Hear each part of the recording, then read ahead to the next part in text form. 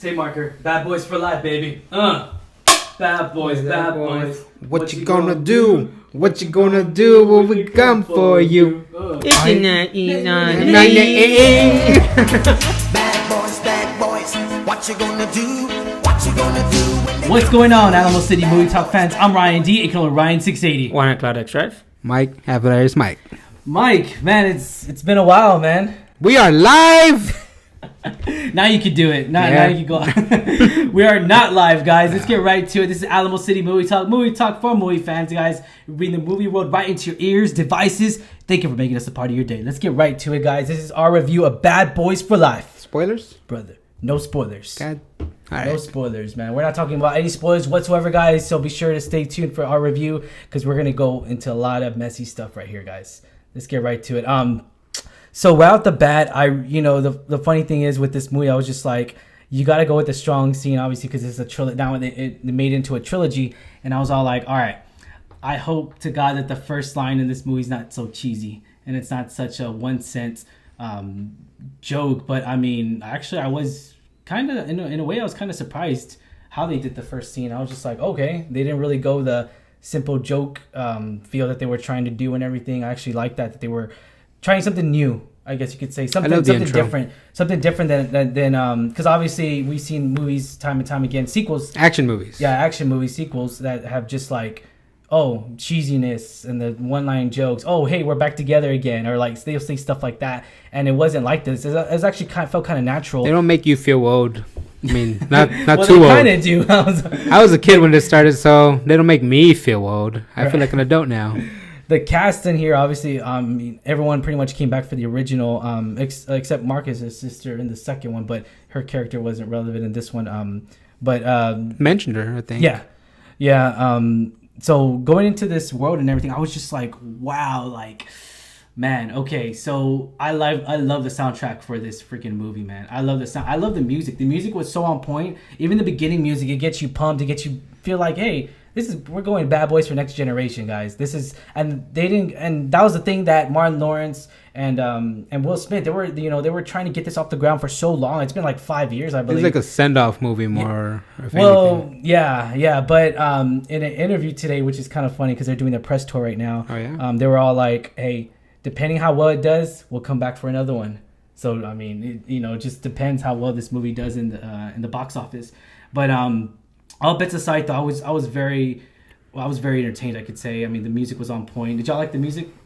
It set the tone, but some of it wasn't necessary. I mean, it went with the setting because it's Miami, so all the songs was very relevant to the location. Well, about Miami, like, I don't know if everyone knows this, but cops can afford those kinds of things. And the people I sat next to, their comments were like, how does a cop get that? I was like, dude, it's Miami. Have you not watched Dexter or the last Bad Boys or the Bad Boys? Like, everyone over there is rich. Will Smith's, right? His pad. And not only that, but you got to remember from part one, they tell him so like he's rich. Even in part two, he flashed it you all see over sweet. the place. Yeah, you see it's sweet. Yeah, and like I love that he was using the Porsche in like most of this movie. And to me, it was like, okay, you know what? He's rich. So I like how they emphasize that. Like, even the is DJ Khaled really a spoiler?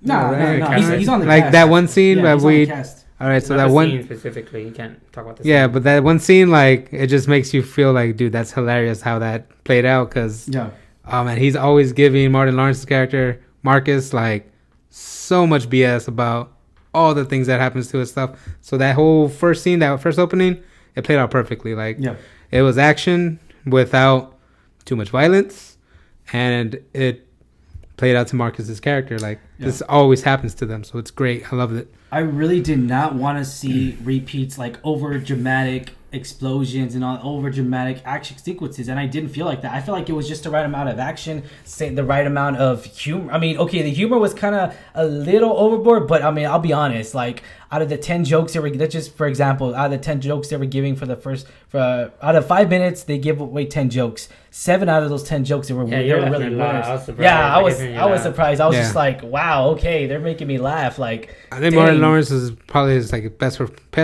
best performance as Marcus, because And the last two movies, I just felt he was always angry. Big Mama didn't make your. I liked it, but I mean, it was very PG-13. This was just very like everything was landed perfectly. Because in the last movie, while I loved it the most, I just felt like Martin Lawrence was really, really angry in that one. I mean, which I get because that's what they were playing out for. But now they're more wise. They know, like, hey, I actually felt like they could actually die in this movie because they know, like, hey, this is dangerous stuff that we keep doing. Oh. Huh? Spoilers. Yeah. I mean, we just talked about that they're gonna come back for another one. Oh man, we literally did spoil that then. But yeah, no. Overall, I enjoyed it from the beginning to the end. I mean, there was like maybe 2 slow scenes, but even at that was important to the story. So nothing about the movie really bothered me.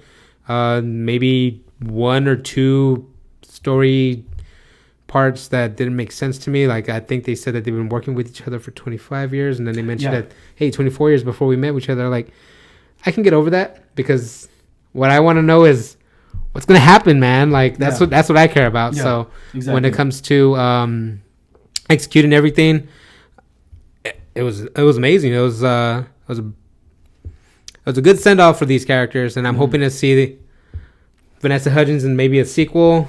Maybe we get a new pair. Maybe we get something. Yeah, but it was good. So the one comment I would say that was really in my mind, I was just like, okay, Martin Lawrence and Will Smith solo, not so funny, but together they're actually pretty darn funny. Like they're just they have a great natural they have a great natural chemistry together, and it really shows on camera, it shows on film, and even their conversations together throughout the movie, which is. It keeps you going, it keeps you entertained, and that's the beauty of of this. It's just like you're in this world, you're in this Bad Boys. I mean, it's been a while since we've seen the second one, and it shows like it's like, okay, we didn't just want to make a movie, we wanted to make a movie for the next generation. So just to understand what you're saying here, you're saying that if Martin Lawrence was in Suicide Squad, they could have both probably saved the movie.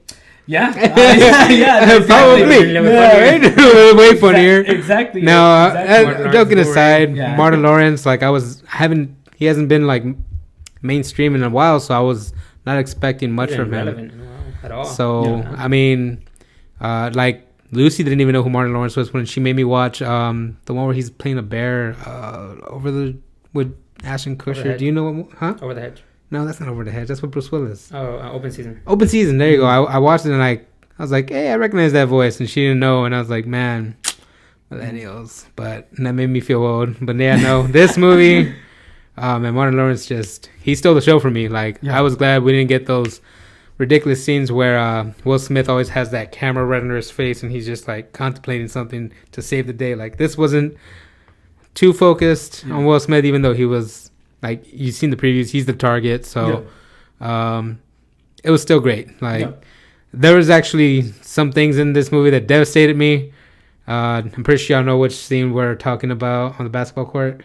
Yeah, that, oh man, I was heartbroken. So, yeah, this movie actually, if they're going to execute something as far as, like, making you feel something, losing a character, yeah, dude, you're gonna feel it hard. It was it was way more dramatic in this movie than it was the last two, I would say, because it was very dramatic moments. The music, everything was corresponding when it comes to dramatic scenes. Yes, and it was a lot more dramatic than the last. I would say than the definitely last better two. Executed. Yeah, the last two kind of focused on witty humor and then action, explosions, helicopter. Michael Bay. I mean, I was expecting a shit just got real scene, but it didn't happen, and it's okay because this is it. And it's cool because like we actually get to see Will Smith and Martin Lawrence older as cops, and to see them like it's a different world. Their parallel scene, it's a different world for the Bad Boys now. Like, you know what I'm saying? It's a totally different world, not technology and everything, and it really shows in this movie. And they show it. I mean, even their age shows. Like, it's just like, I mean, Will Smith's obviously still in shape. Martin Lawrence, I don't know what the heck happened to him, but oh man, there's one point where we got a back shot from Martin Lawrence's head, and you could just see his cheeks and his neck. I was like, who's this character? I was thinking, they go back to DJ Khaled, and then and it turns and it's Martin Lawrence. I'm like, oh man, y'all doing him wrong. Like, you guys control the camera. What the heck? I was like, you don't need that scene. Let's go to the new cast real quick. So Alexander Ludwig, Vanessa Hudgens, and Paula Nunez, and then Charles Melton. All right, so we get new cast members in here that are cops, and I'm just like, I was afraid because I was like, man, you're introducing too many new characters. Is it gonna go well? Is it chemistry gonna be there? But I mean, they really did well. I think I got emotionally invested with them. And here's the thing about these when you introduce four new characters is that like they all have to have their own personality. They all have to correspond with each other's personality, and their chemistry together on camera when they team up or when they do like a team battle has to flow very well. And it felt like it flowed very well to me. I mean, it felt like Vanessa Hudgens' little hotshot. My girl, Vanessa Hudgens. And then we have your tech guy and your lovable bear. Like, I mean, come on. I didn't want anything to happen to them the whole time. I was like, man, nothing better happened. And like I was the whole time I was emotionally invested in them. It gets you to care about these characters and everything. Yeah, definitely. This is how really well. Like whoever wrote these characters, even though they're small parts, like they need to get hired by Disney because they need to fix some stuff. Don't even get me started. But this is how you make small characters, and this is how you get characters represented correctly. Yeah, this is actually directed by two different directors. So I was just like, which is kind of crazy to me because usually in a lot of movies, and we've seen this in history time and time again, is that when you have two different directors, the movie clash. They clash a little bit. It doesn't flow very well. But I was very surprised at this, and I was just like, okay, so I mean, I was just like two different directors. That's cool. I mean, maybe one was more focused on the action scenes, and maybe one was more focused on the story or dramatic it's chemistry, man. That's what it is. But communication is key when it comes to this. Yeah, it comes down to chemistry and everything. So this movie runtime was 2 hours and 10 minutes. Yeah, 2 hours and 10 minutes. So did y'all feel like it was kind of? I didn't feel like it was dragging I kind of did. Oh, you did? Okay, a little bit. Not just the ending part for me was like, come on, hurry up, like, dude, how much dramatic damage do we need to do to get this done? But at the same time, when it finally came to an end, I was like, oh man, you know what? I kind of didn't want it to end at that point already because I was like, keep going. But no, if you go watch this, don't leave until the lights turn on because you're gonna be treated to a nice treat. There is I guess end credits scene. Yeah, post credits scene. Yeah, post credits. Yeah. Hey, it looked like Sony's doing a multi-universe now. It's a crossover between Venom. I mean, I wouldn't be mad if they did. That's what it is. It's between a Venom and Bloodshot and Morbius. By the way, guys. All right, it's happening. No, Sony's having their own universe. If they make a sequel and Martin Lawrence and Will Smith are. No, like if the sequel is like on these new characters, I wouldn't be upset. Like, and Shaw. Huh? and Hobbs and Shaw. Yeah, and let's be honest. I really I am happy that everyone, that we all like those characters and everything, because maybe it's a way to be like, all right, send off, we're retiring, or maybe something like that. No, you never know. Hey, they can't be 80 years old. Oh, never mind. Sylvester Stallone Will Smith. Sylvester Stallone just did. Will Smith's gonna be like, I'm gonna make Fresh Prince again. Just. I'm gonna play Uncle Phil. And we're gonna put it on Disney. We're gonna go to Disney. Go to Disney. Oh man! All right, guys. Was this a film that we needed? I don't need it. I think it took too long for it to be needed, but I definitely. Well, they took years. They've been trying to get this off the ground for a very long time. Martin Lawrence. And if they would have taken maybe 5 years after the second one, definitely what we needed. But they took so long. Decade. No, it's over a decade, man. Yeah, it was over a decade, and I'm really hoping if a Hot Fuzz 2 is coming out, Simon Pegg, be sure to bring up Bad Boys for Life. But yeah, know what? Definitely entertained. I was invested in all the characters. Everything's executed, I wouldn't say perfectly, but there's almost no issues with like maybe 2 distractions, which are DJ Khaled and Nicky Jam. But other than that, I would give this movie a solid 8 out of 10. Oh, okay. For what it is. I wasn't going to ratings yet, but thank you for that. No, I'm just kidding. So Bad Boys 2 actually came out 2003, so it's been over a decade. Yeah. I can't believe that. That's crazy. Wow. Mm-hmm. I can't believe. I didn't know it was that long. That's crazy. That's good to know because the fan base is still there. Obviously, the auditorium, the fan base is there. It's strong. There was a lot of people. We had a lot of turnaways for our screening, so I was just like, wow. I think people still have Bad Boys as far as like it's par to one of the best action movies. Like, I mean, sure, they got all those Fast and the Furious, but people are tired of them. Hobbs and Shaw was, I wanted to walk out the theater. But yeah, so I love the humor in this, and I just the climax of this movie actually wasn't. I feel like it was trying to be anticlimactic, like it was trying to be over climactic almost. Like it was just trying to. Its hardest to make it the most climactic scene possible, and I really didn't want. I felt like it was trying to build up too much. Where like bump, like it throughout, and then finally when it did happen, I was just like, okay, that was a little too much. I mean, there's only so much they can do at this point, because you got to keep in mind, like they can't just be like, oh, let's go after this guy, and we're old. Yeah. So something small, small organization that they went up against, I'm okay with. And the thing is, like, I was just like, the story for any sequels, anything like that, you can't. I mean, there's many reasons that why people make sequels. Sometimes it's just like, oh, let's just make a sequel for the hell of it. Nah, but there was actually a story to be told here, and I was actually entertained by this story. So that was my main concern of when they announced, oh, hey, it's happening now, and Columbia Pictures, and I was just like, oh, okay, cool. So they must have some faith that there's a good, solid story here to tell, and for us to get entertained and everything. So I was just like, well, you got to keep in mind, like how, well, you know what? No, I take it back. I was gonna say. Will Smith doesn't get into something unless it's a good cohesive story. I don't know why I'm thirsty. But I mean, this is something that I would say was important to his beginning fans. Like, hey, this is part of what started my career. Yeah. I'm not gonna betray my fans. Like when he did all those Men in Blacks, especially Part 3, it was like, hey, you know what? Everyone who came along for the ride since the 90s, I'm going to do this right. So that's why. He did it for a paycheck. But what's for this? No. I'm sure he did it for a paycheck. Suicide Squad, he did for a paycheck. He's going broke. After some bad movies he made. Was this the film that we needed, Cloud? No. I don't think so. Okay. No. All right. I think why not? Bad Boys 2 was the best out of the three, I think, out of the trilogy. I'll agree with you. Like the way you were saying that it was they were trying to force the climax. I didn't like the opening sequence like you did. Oh, okay. I thought it was predictable. I thought it was obvious. I didn't like it. So as soon as I was watching it, I'm like, really, dude? Yeah. It wasn't like surprising. That's what they were trying to go for. Like, oh, let's make this surprising factor, which I didn't like.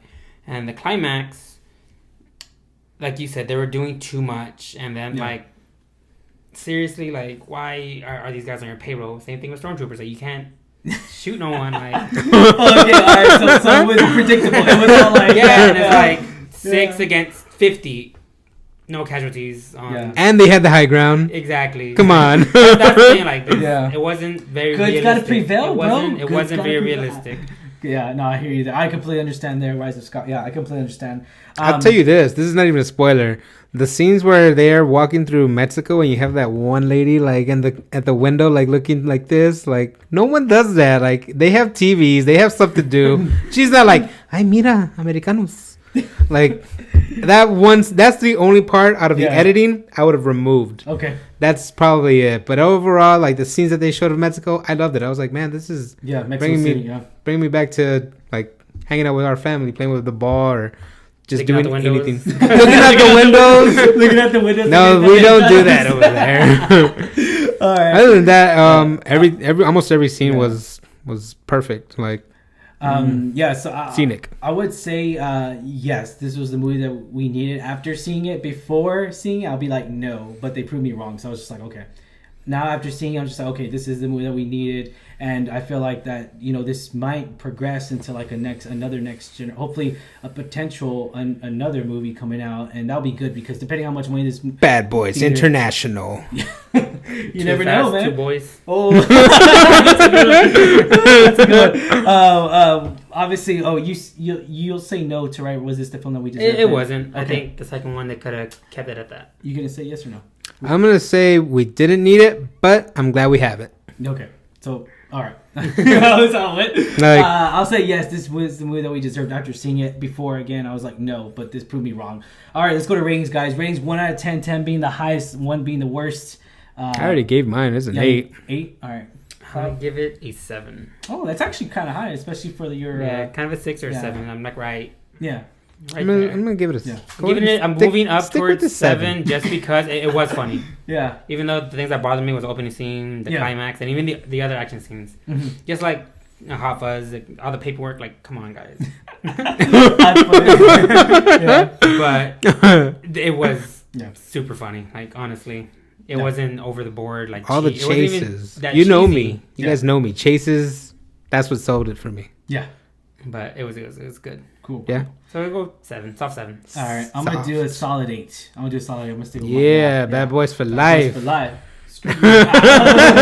So it averages out to an 8. A 7.8. Soft 8. You're cracking me up. All right, guys. Yes, Alamo City Movie Talk does recommend this movie since 2 out of 3. So we do recommend this movie since Cloud is Certified fresh. Yeah. Certified fresh, guys. Certified hard. It's in the fridge. Make sure you take it out. Yeah. Put all the comments down below. Maybe you really hated this movie. Tell us This movie why. is totally DTF. Yeah. Put all the comments down below. Maybe you really did enjoy this movie. Check it. Put all the comments down below as well. Also, give us a thumbs up if you like our review, guys. As always, I'm your host, Ryan D. aka Ryan680. One at Cloud X Drive. Mike at Hilarious Mike. Mike, it was a pleasure having you back on the show again. Hopefully, will you be back soon? Hopefully. I am going to be the one taking care of most of the Twitter accounts. So if there's anything I say that's inappropriate, by all means, come at me. I am looking forward to arguing with people about the movies. I'm going to be posting mostly spoilers and mostly old movies, just so that way. His tweets don't represent. They don't represent these guys. They don't represent these guys. So if you want to cancel Alamo City Movie Talk, just cancel me. Just tell them, hey, get them out of here. Be sure to follow us on Twitter, guys, and every social media outlet. Also, ladies and gentlemen, we're going to be actually doing a reality TV show. It's going to be me and my wife and then another couple. We're doing a reality podcast where we talk about all reality TV show. Right now, we're about to do Love and Hip Hop, Love Island, and we're about to, we just caught up with X on the Beach, which is the peak of love on MTV, guys. So we actually got on the press for them. So be sure to look us out as well. If you're a reality TV show person, you're addicted to drama, here it comes, guys, because it's about to come with accents. All right, guys. So let's get right to it. Be sure to check us out on iTunes, How's Radio, this for reality TV? Right. All right, guys. Have a good one. Thank you for making this a part of your day, guys.